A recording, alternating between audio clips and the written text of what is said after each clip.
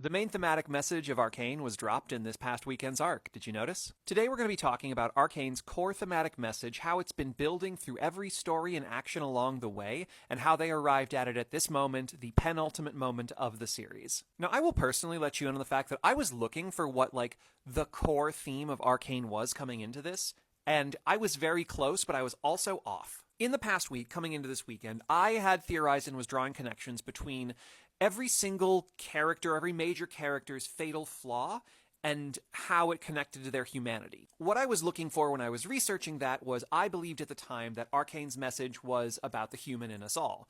I'm not exactly wrong, but I'm not exactly right either. They're far more specific. One thing that I kept noticing as I was doing this research is that almost every single character's flaw is tied to arrogance in some way, shape, or form. And sometimes the arrogance is pretty obvious, right? Like Jason Victor's pursuit of knowledge without regard for the possible consequences. That's a very classic sign of arrogance, especially when you believe in your own intelligence. Jinx's arrogance comes from a different place. It's that she is very self-centered and has always been. She was never sort of raised out of it, so her arrogance comes from this intense interest in herself. But then you certainly have other variations, right? Vi's arrogance actually manifests more as guilt, but it's her belief that she has control over the outcomes of other people and the choices they make, because it's what she's always known.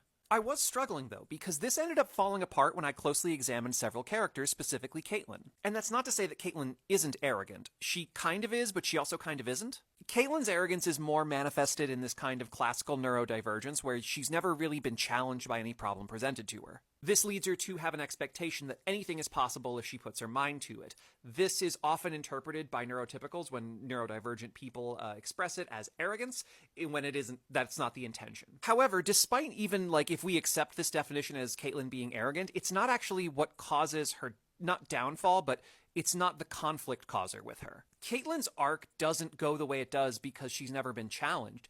Caitlyn's arc goes the way it does because she's afraid of losing what she has, because she cares so deeply. And because Arcane is simply too specific of a show for me to look at the whole of it and go, well, I guess maybe they just forgot Caitlyn when they were looking to make this point about arrogance, I knew something wasn't right.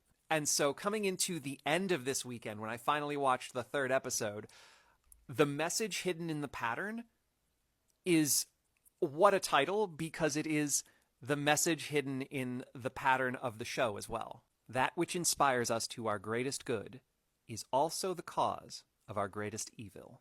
This final line of the message in the pattern, where Victor comes to this realization himself, also matches something that Singe said earlier in, I think, episode 2 of Arc 2. Why does anyone commit acts that others deem unspeakable?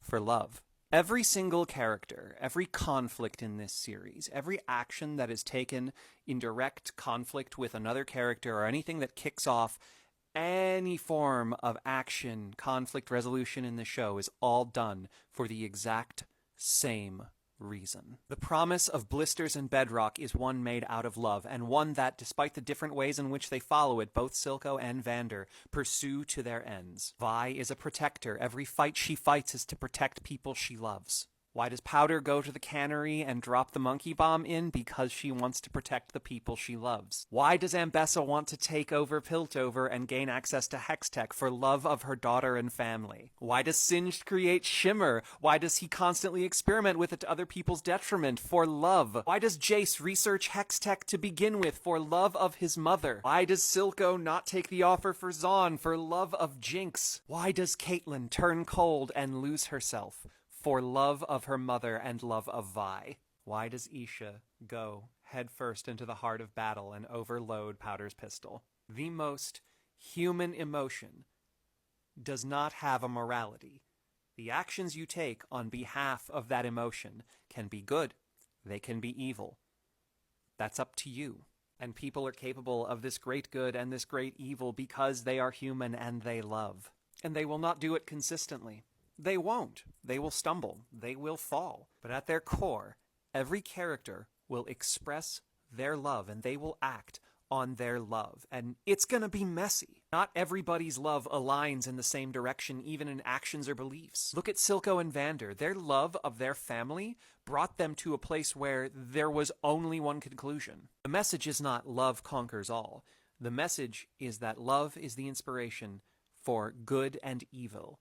And it is the most human thing in the world.